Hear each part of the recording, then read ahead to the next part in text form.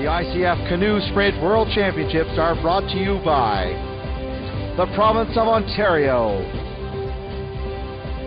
the Government of Canada, and Tourism Niagara.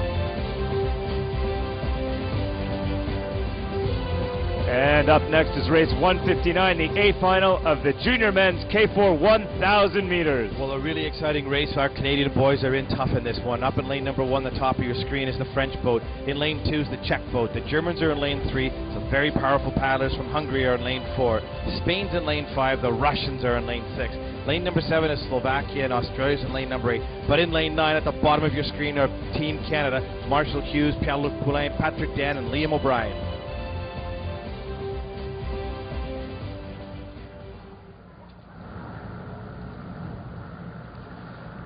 Here are the Canadian boys. They've just done their warm-up. They're getting ready to race. They're the Hungarians, definite favorites in this event. The guys will just be really focused now on their race plan. They've got it nailed down at this point in this regatta. They know exactly what they want to do and when. They're just ready to nail it.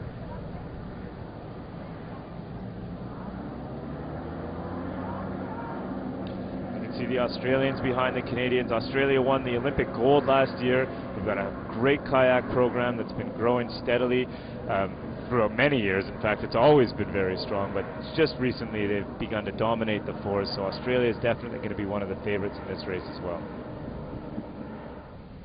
Here you can see the Spanish K4. They're approaching the boot at the 1,000-meter mark, the A final of this junior men's K4000.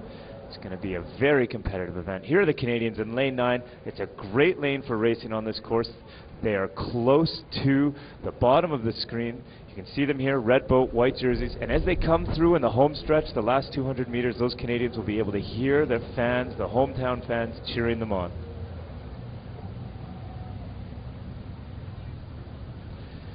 Now you can see they're just lining up the boats. You want your boat as straight as possible in the boots. These K4s are big, long, and hard to manage. Okay, pay attention to the bottom of your screen. The Canadians are in the red boat. There are 9 boats in this race, 36 athletes, and 72 blades, and they're going to be fast and furious off the start.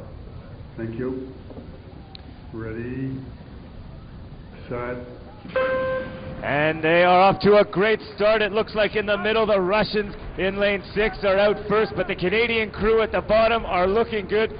Look at how smooth the boat is, right off the line, very connected. I love this boat. I love how these guys paddle. They know what they need to do to get close to a podium. They are going to try to get there. And the idea behind this boat is you want to have perfect synchronicity, every blade hitting at once. It's like they're all attached to the same string, and as they reach up, you can see the opposite leg using that as leverage and ripping that blade to the water. But here go our Canadian boys, bottom of your screen in the red boat, really hitting it home hard, but in the middle it looks like the Russian crew of Kuzmatikov, Sinyav, Medvedev, and Blinkov are off to a flying start. Yeah, it's very close in the middle right now. The Russians are very, very strong. Those look like some fast split times.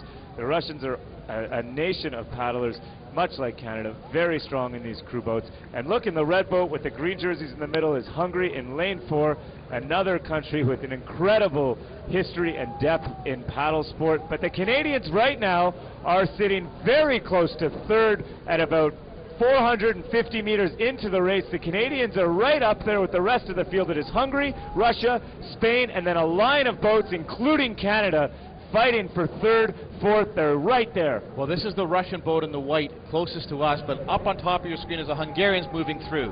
Hungarians through the halfway mark with about 3/4 of a boat over the Russians, and then behind the Russians are the Spanish crew, and up in lane 2, the Czechs in the blue boat with the blue shirts on. But here we see the Hungarians, a nice, relaxed, calm stroke. They are the leader right now.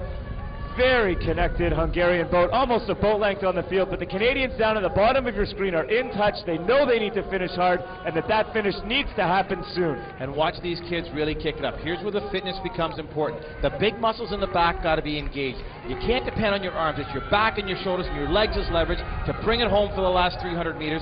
The lactic acid building up. They're really starting to suck a lot of wind. They've got to dig in deep for the finish. They're just through the 3/4 mark, approaching the last 200 meters of this race. This is where the pain starts to kick in.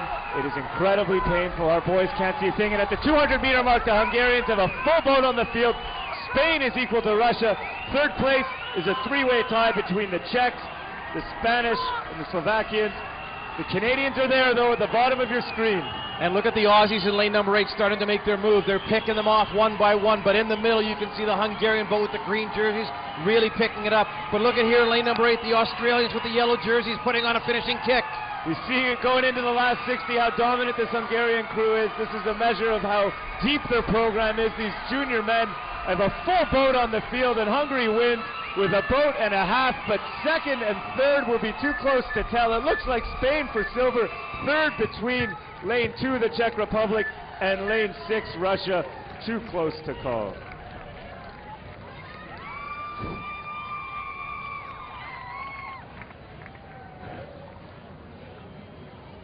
Nice shot of the Hungarians, the winning crew, world champions, U18 guys. Look at that. They couldn't be happier. They came all the way over from Hungary with a purpose, and look what they've done.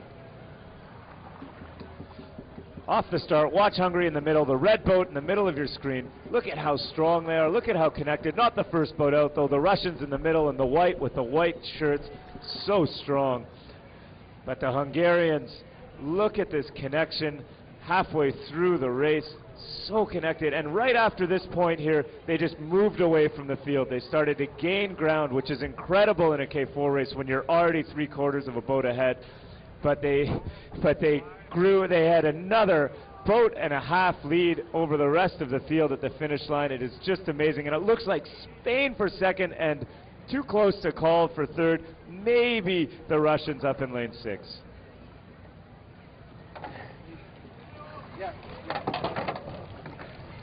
And here is Paul on the docks with our winners. I'm here with the Hungarian crew, world champions. How does it feel? It was so painful.